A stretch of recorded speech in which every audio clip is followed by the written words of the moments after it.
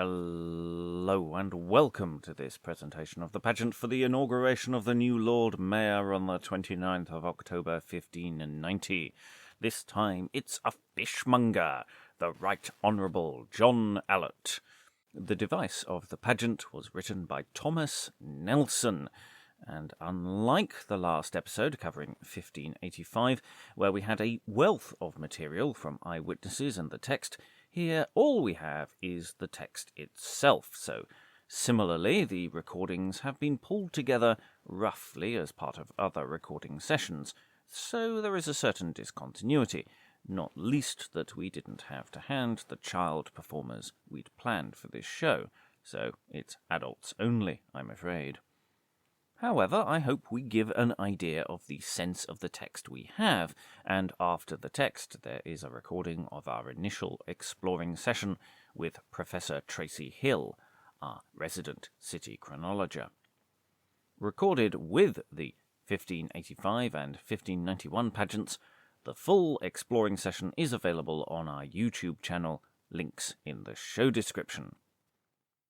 So, it is the 29th of October, 1590. The new Lord Mayor is about to be officially sworn in. In the morning, the livery companies and other official-type people gather at the Guildhall in London. John Allot is led by this procession south to the Thames, down to Three Cranes, where he gets on a barge to be taken to Westminster to be sworn in. There might have been a water show on the waterside, but we have no evidence of one specifically. Music would be playing, cannons firing, and a small flotilla of boats leave with him on the journey. After being sworn in, he returns to the City of London, arriving somewhere near Paul's Stairs, west of where he got on the barges at Three Cranes, and heads up to the precincts of St. Paul's. From there is the long road of Cheapside, the widest street in the city, which he will process along to reach the Guildhall again. So effectively a neat little circle. Somewhere along Cheapside the following performances occurred. There are speeches delivered on figures of a mermaid and a unicorn, possibly on one or two separate stages, chariots, or what you wish to imagine. Then there's a pageant of various allegorical figures, fame, peace, plenty, again, possibly all mounted on one stage. And then there are real figures from the Peasants' Revolt, talking of the importance of the previous Lord Mayor Walworth to the close of that particular event in history. The fictional commentary that I have supplied is mostly inferred and probably inaccurate, and only presented here to try and explicate the text as it comes to us. As Cheapside has a number of convenient positions to present material, the little conduit, the cross, and the standard, I have split the pageant into effectively two parts along its length. The text speaks of the device, so it might all be at one station, but who can tell? So the introduction of the riding figures I place randomly just beyond St. Paul's at the little conduit on Cheapside, and the allegorical pageant at the standard with the rebels beneath as part of it. Write angry letters if you disagree. But, as the allegorical pageant starts with fame, a figure that is actually physically part of the standard, that seems reasonable. And now, over to John, who might sound familiar, for the device of the pageant of 1590, for John Allot.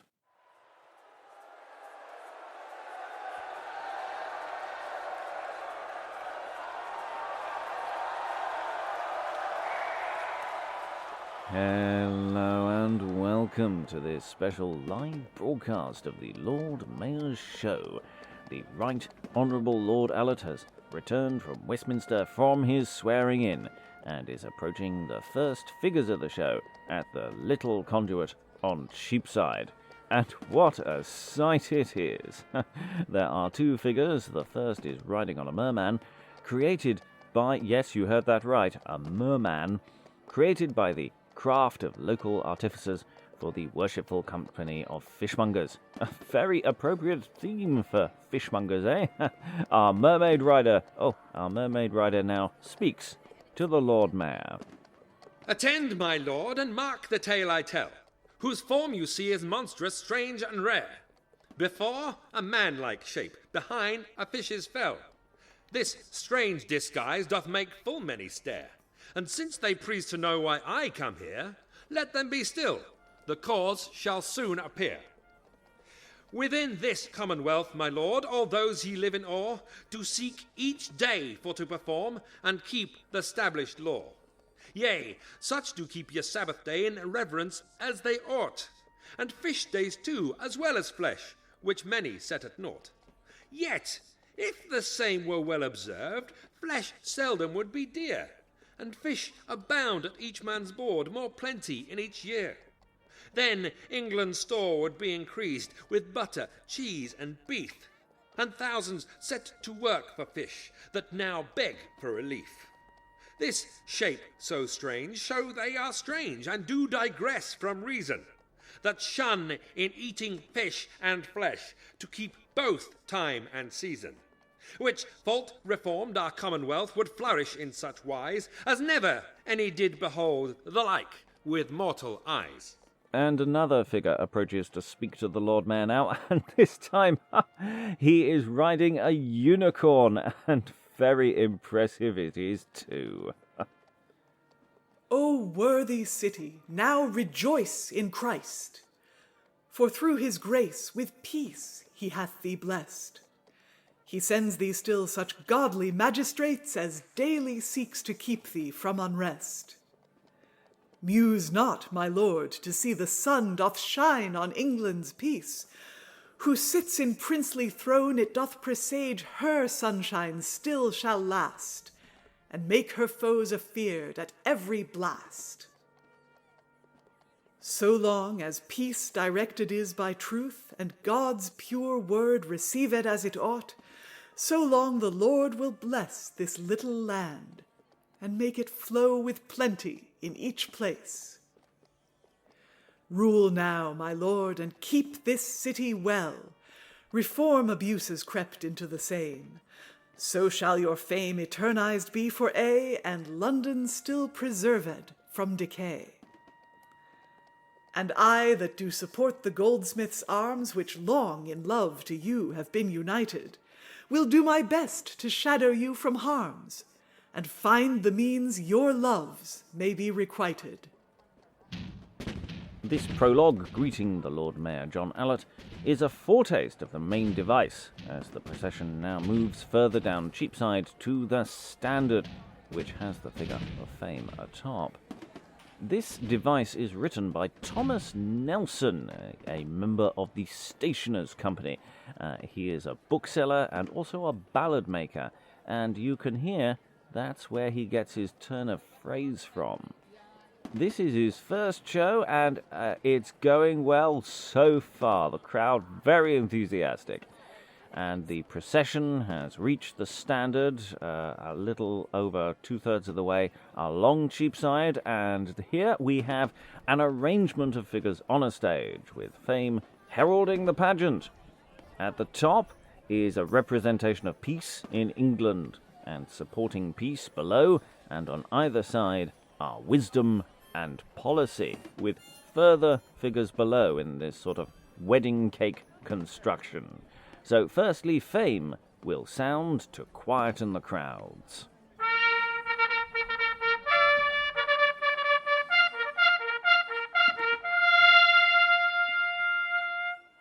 The blessed peace which England doth possess, and so hath done this 32 years' space, I, Fame, am sent and charged to do no less, with trumpets sound, but spread it in each place, that all may wish with hearts which do not feign, our royal peace in England still may reign. And the peace of England now addresses the Lord Mayor. I represent your peace and chiefest good, that every hour doth pray for your defence. I sit as shadow for that royal blood, whose life is pure, and still hath this pretence, that whilst she lives, even with her heart and might, she seeks in peace for to defend your right.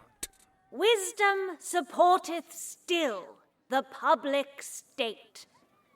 Wisdom foreseeth, it be too late.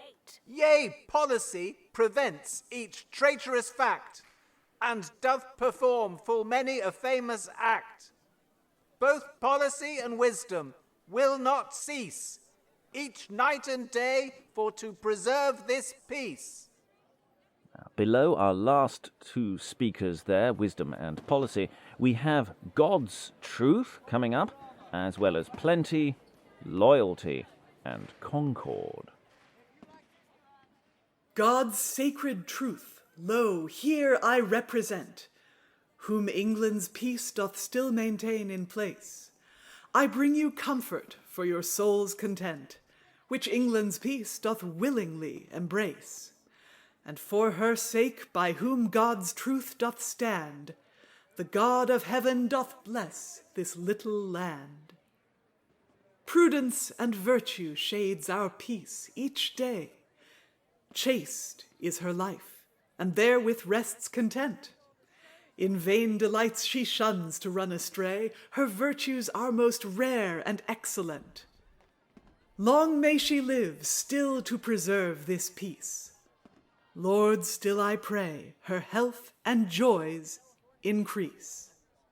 This famous fleece doth so adorn our land, which daily doth with milk and honey flow, that fame doth make all nations understand, like peace and plenty never man did know. For wool and lead, for tin, corn, beer and beef, of Christian nations England is the chief. Muse not to see this famous fleece doth stand upon a woolpack fixed at peace's feet. The reason is, as you may understand, worthy John Allot for his place most meet, is mayor of London and the staple too, and will perform in both what he should do. Faithful and loyal are her subjects seen. Concord unites them still in loyal bands. Their tender hearts is linked to our Queen, and concord craves no other at their hands. Thus loyalty and concord doth agree, that London still therein shall famous be.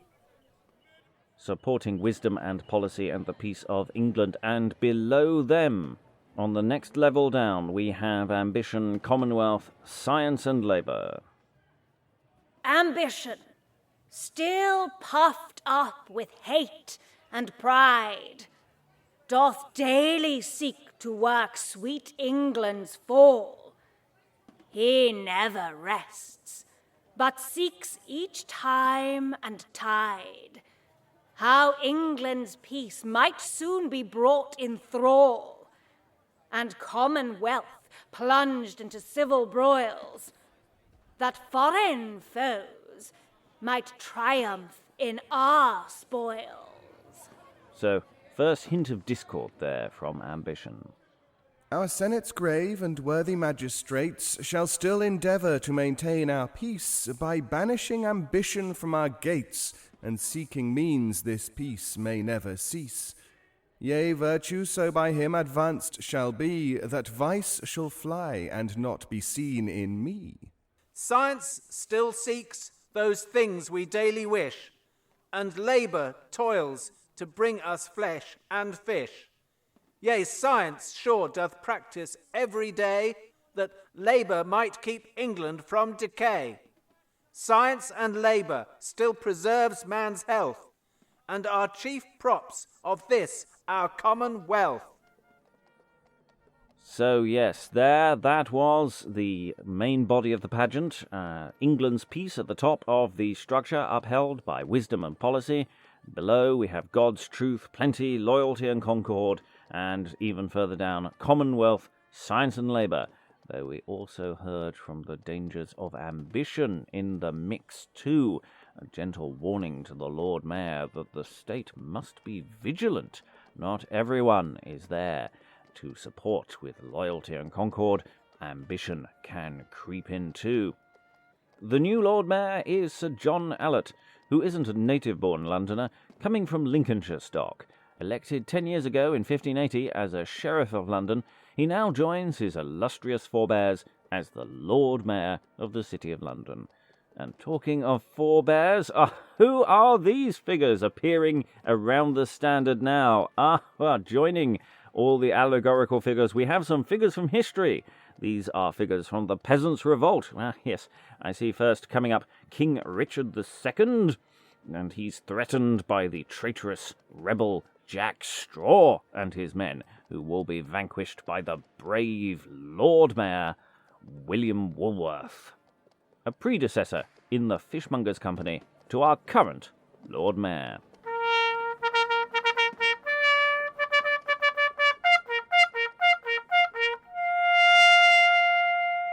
Help Woolworth now to daunt this rebel's pride. Ask what thou wilt, thou shalt not be denied. Jack Straw, the rebel, I present. Wat Tyler was my aide. Hob Carter and Tom Miller too. We all were not afraid. For to deprive our sovereign king, Richard II named, yet for our bad ambitious minds by Woolworth we were tamed. He being Mayor of London then, soon danted all our pride. He slew me first, the rest soon fled, and then like traitors died. I represent Sir William Woolworth's place, a fishmonger and Mayor of London twice. I slew Jack Straw, who sought my king's disgrace, and for my act reaped honours of great price. First knight was I of London, you may read, and since each mayor gains knighthood by my deed. Yea, for that deed to London I did gain, this dagger here in arms given as you see. I won my company this crest which doth remain, this to myself and my posterity. Thus did the king with honours me adore, and fame herself still laudeth me therefore. And Sir William Woolworth is pointing now to the honours wherewith the king did endue him, which are placed near about him in the pageant. So pointing there at the various honours. The first honour is the dagger given in the shield to the City of London. The second is the crest given to the company, namely 2 arms bearing up a crown. And the third is to the said Woolworth and his posterity forever, 2 arms bearing up a millstone, showing thereby that the said Sir William Woolworth performed a matter so impossible as it is for a man to hold up a millstone between both his arms. And yes, if you want to know more about the tale of rebellious Jack Straw against King Richard II and his defeat by the valiant Lord Mayor Woolworth, you can always go and see the stage play, which is out now, of the life and death of Jack Straw. All of this action is there on the London stage. Oh, and there is a final motto being presented in this tableau. It is one of time. So the personification of time. Time serves for all things. Time runneth fast. We crave your patience, for the time is past. The time is past. Indeed, appropriate words with which to close this Lord Mayor's show of 1590. With that, the Lord Mayor, John Allot and his company, will retire to the Guildhall for the traditional feast. And hopefully Sir John will enjoy the feast. He looks a little peaky to me. And so that ends this live broadcast on this day of the 29th of October, 1590. This is John signing off, and back to the studio.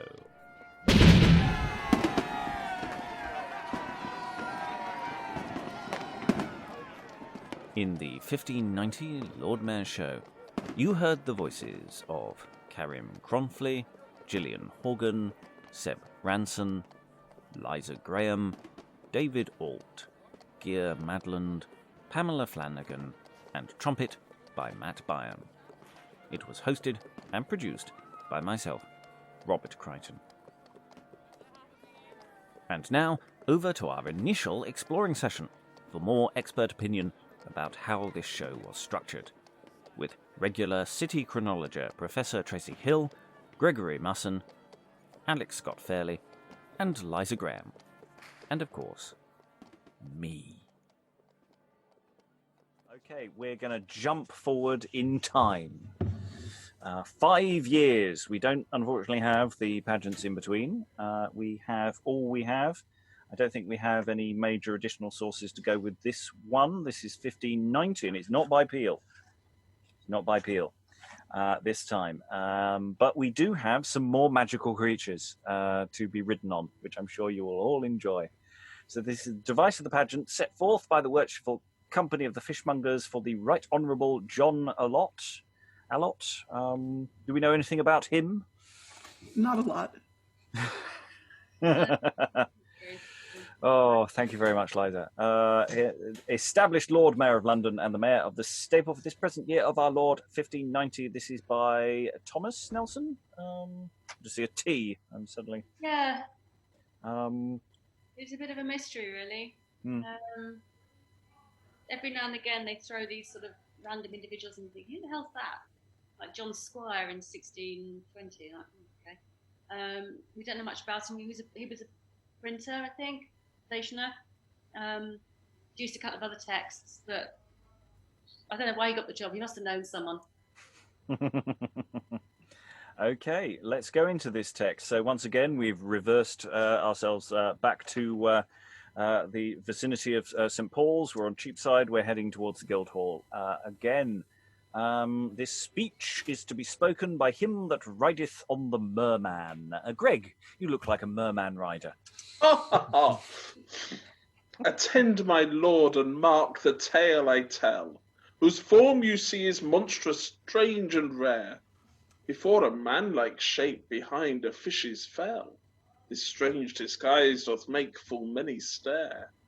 And since they please to know why I come here, let them be still, the cause shall soon appear. Within this commonwealth, my lord, all those ye live in awe do seek each day for to perform and keep the stablished law. Yea, such do keep ye Sabbath day in reverence as they ought, and fish days too, as well as flesh, which many set at naught. Yet if the same were well observed, flesh seldom would be dear, and fish abound at each man's board, more plenty in each year. Then England's store would be increased with butter, cheese, and beef, and thousands set to work for fish that now beg for relief. This shape so strange show they are strange, and do digress from reason, that shunning eating fish and flesh to keep both time and season, which faults reformed, our commonwealth would flourish in such wise, as never any did behold the like with mortal eyes. And now the speech spoken by him that rideth on the unicorn. Liza, you look like a unicorn rider. Thank you, Rob. That's probably the nicest thing anyone's ever... O worthy city, now rejoice in Christ, for through his grace with peace he hath thee blessed. He sends thee still such godly magistrates, as daily seeks to keep thee from unrest. Muse not, my lord, to see the sun doth shine on England's peace, who sits in princely throne. It doth presage her sunshine still shall last, and make her foes afeard at every blast. So long as peace directed is by truth, and God's pure word receive it as it ought, so long the Lord will bless this little land, and make it flow with plenty in each place. Rule now, my lord, and keep this city well. Reform abuses crept into the same. So shall your fame eternized be for aye, and London still preserved from decay. And I that do support the goldsmith's arms, which long in love to you have been united, will do my best to shadow you from harms, and find the means your loves may be requited.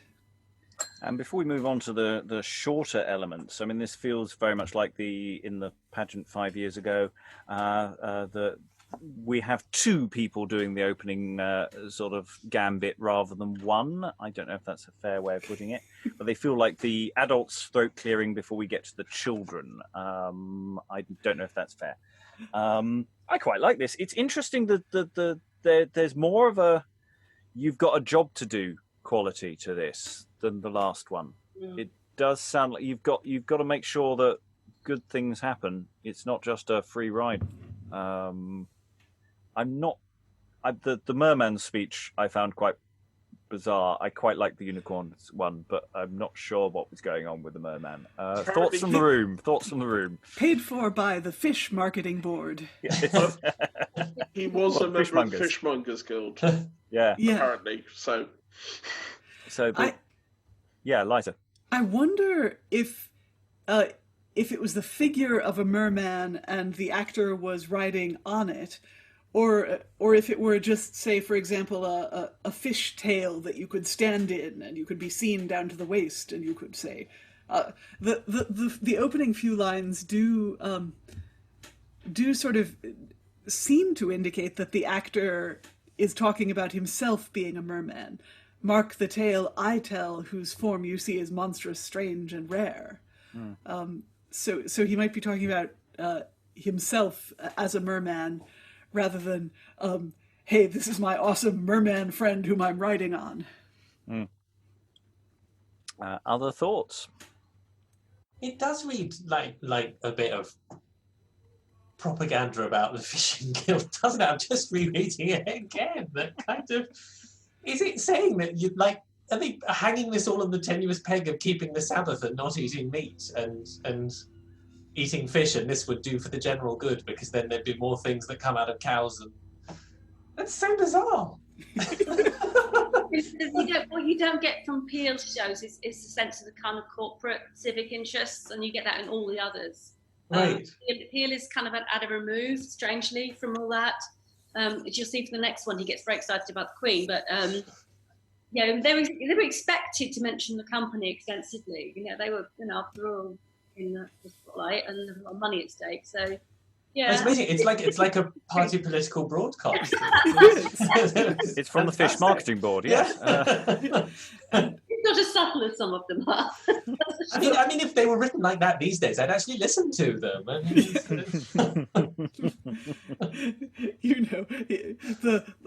In the interval of the football, there's like 5 minutes of iambic pentameter telling you to eat more fish. I think now the goldsmiths seem to have paid for the unicorn, and they also seem to have. I would imagine that the pageant wagon seems to include a sun, and the sun might be gilded with like gold leaf. That would because they seem to make a lot of the sun in that one quatrain. The goldsmiths and the fishmongers were kind of celebrated for their amity.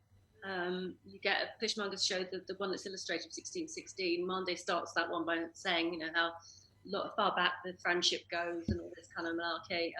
That's, again, it would have really been expected. Wear gold, eat fish. Yeah. And what's the symbolism of the unicorn there? Because weirdly, the unicorn is traditionally associated with the moon, is it not? And they're kind of putting up the golden sun. So to me, that's an antithesis. I mean, obviously these days it's associated with Scotland, which I guess long postdates this. But it's you guys are a separate kingdom at this point. Yeah. But I think the unicorn might be associated with purity at this point. Ground Farms has got unicorns on it. Ah, yes. And ground unicorn horn was meant to prevent people poisoning your drink. Okay. Because the unicorn was so pure, you see. As you say, it probably is just the goldsmith's arms, and I'm sticking with my idea of the sun as a massive gilded thing with that looks incredibly shiny and impressive. Yeah, see no reason why not. We any additional thoughts before we go into what we shall call the children's section of the entertainment? Okay, similar fashion to last time. We'll go around the room. We'll start with Greg this time. If you could be Fame, sounding a trumpet and saith. The blessed peace which England doth possess, and so hath done this 32 years' space, I, Fame, am sent and charged to do no less. With trumpets sound, but spread it in each place, that all may wish with hearts which do not feign, our royal peace in England may still reign. And Liza, Peace of England, please. I represent your peace, and chiefest good, that every hour doth pray for your defence. I sit as shadow for that royal blood whose life is pure and still hath this pretence, that whilst she lives even with her heart and might, she seeks in peace for to defend your right. And Alex, wisdom on one side supporting the state, saith. Wisdom supporteth still the public state. Wisdom foreseeth ere it be too late. Policy on the other side supporting the state, saith Tracey. Yea, policy prevents each traitorous fact, and doth perform full many a famous act. Both policy and wisdom will not cease each night and day for to preserve this peace. And Greg, God's truth, sir. God's sacred truth, lo, here I represent, whom England's peace doth still maintain in place. I bring you comfort for your soul's content, which England's peace doth willingly embrace. And for her sake, by whom God's truth doth stand, the God of heaven doth bless this little land. Prudence and virtue shades our peace each day. Chaste is her life, and therewith rests content. In vain delight she shuns to run astray. Her virtues are most rare and excellent. Long may she live still to preserve this peace. Lord, still I pray her health and joys increase. Liza, you are plenty. This famous fleece doth so adorn our land, which daily doth with milk and honey flow, that fame doth make all nations understand, like peace and plenty never man did know. For wool and lead, for tin, corn, beer, and beef, of Christian nations England is the chief. Muse not to see this famous fleece doth stand upon a wool pack, fixed at peace's feet.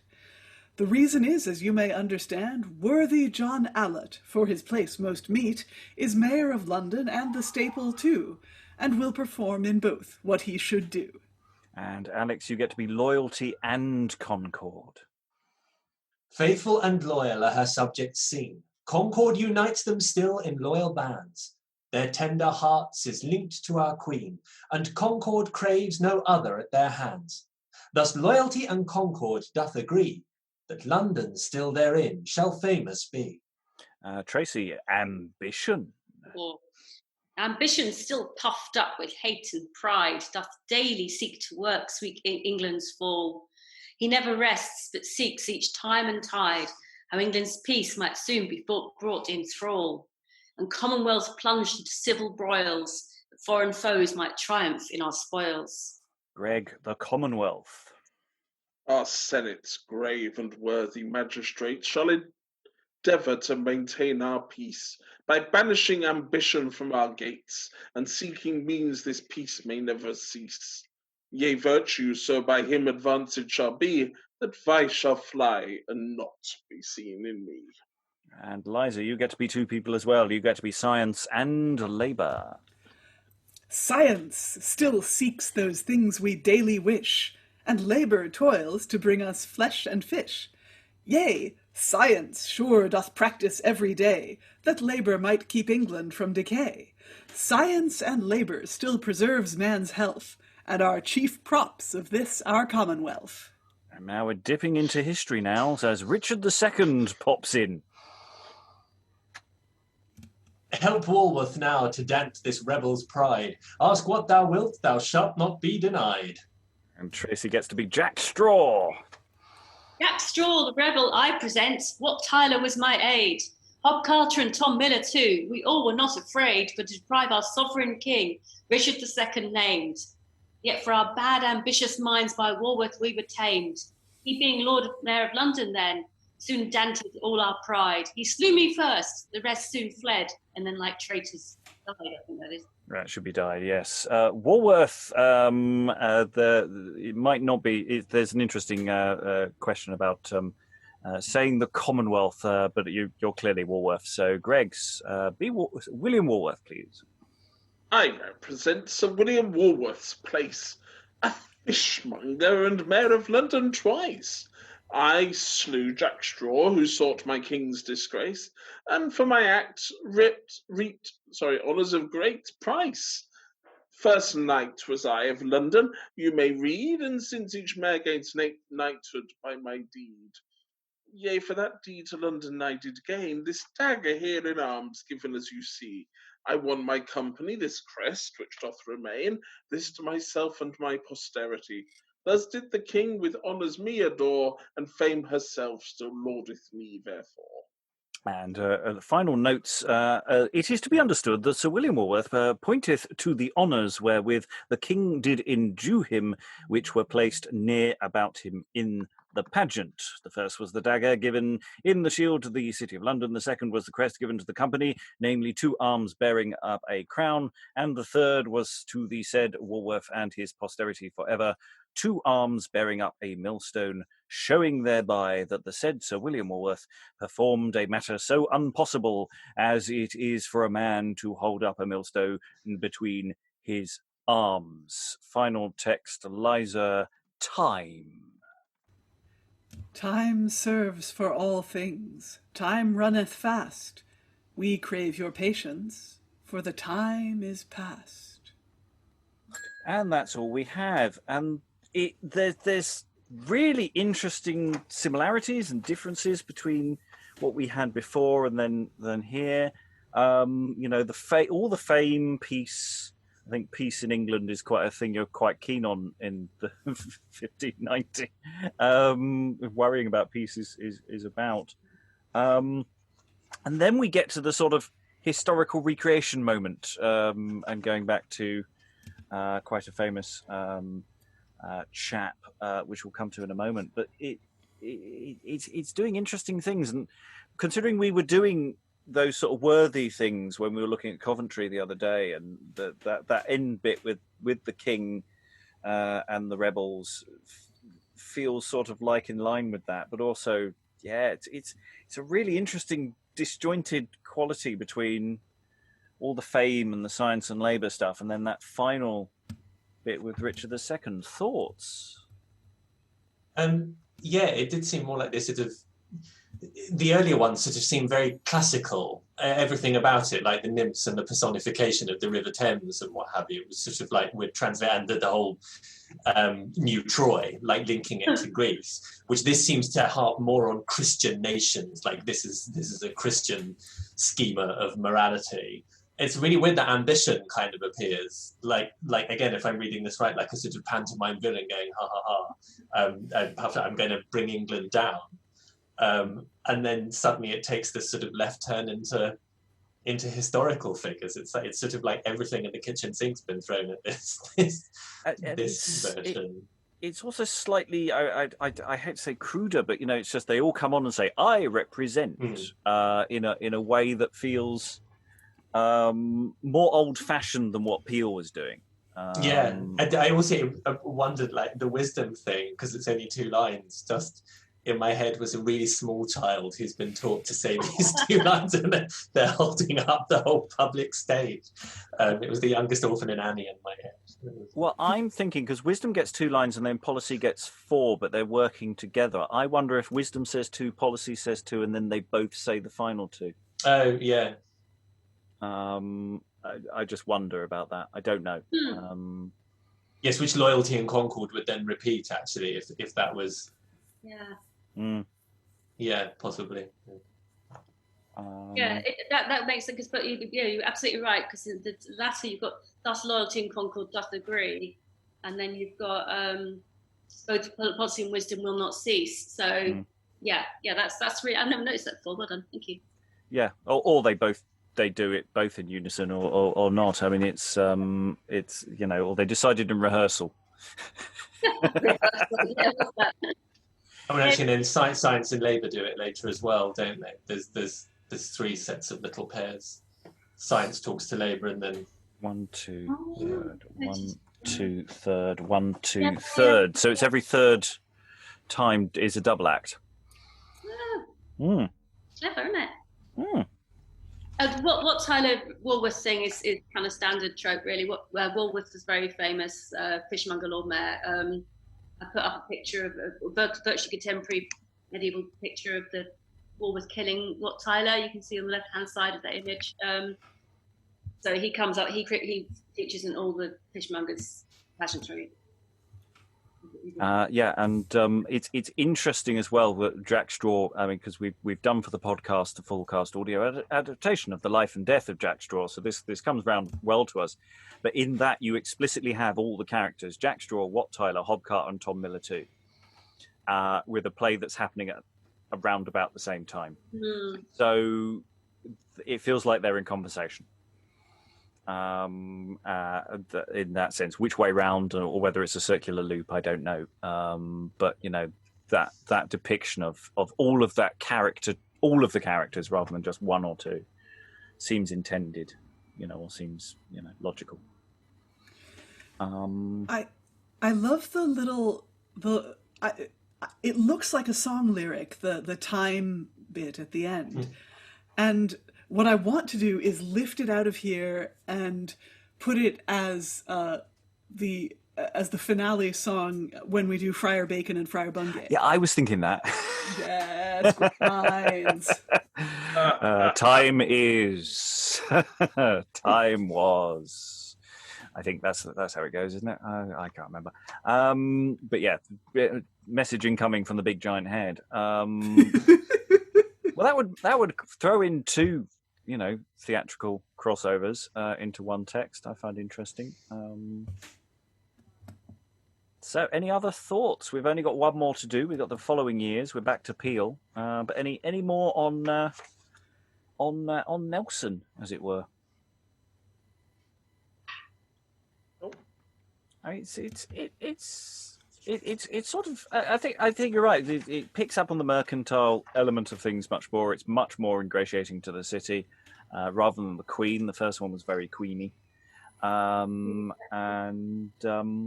in a sense slightly simpler. But then maybe he was writing to the performers he was going to get as well. Maybe there was a reason for that. I like all of that. Any more? No. It's just that I think we're in a different political environment in 1590 versus 1584 as well. I think that's 85 rather. I think things are getting a bit more fraught.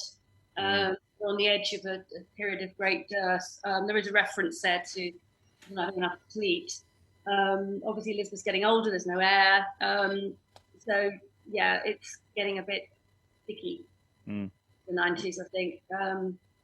Obviously, we're back into the 80s again with the next year one, but I think there are certainly moments there where you're thinking, okay, so the Lord Mayor is not being expected to have an easy time of it. And many thanks to Gregory Musson, Alex Scott Fairley, Liza Graham, and Professor Tracey Hill for their reading and discussion of those texts. All our exploring sessions on civic pageantry and royal entries is available on our YouTube channel, and other Lord Mayor's shows stuff can be found on the podcast and on our website. Links in the show description. If you've enjoyed this episode, why not throw us a coffee on ko-fi.com/Beyond Shakespeare, or maybe you'd like to support us longer term by becoming a patron.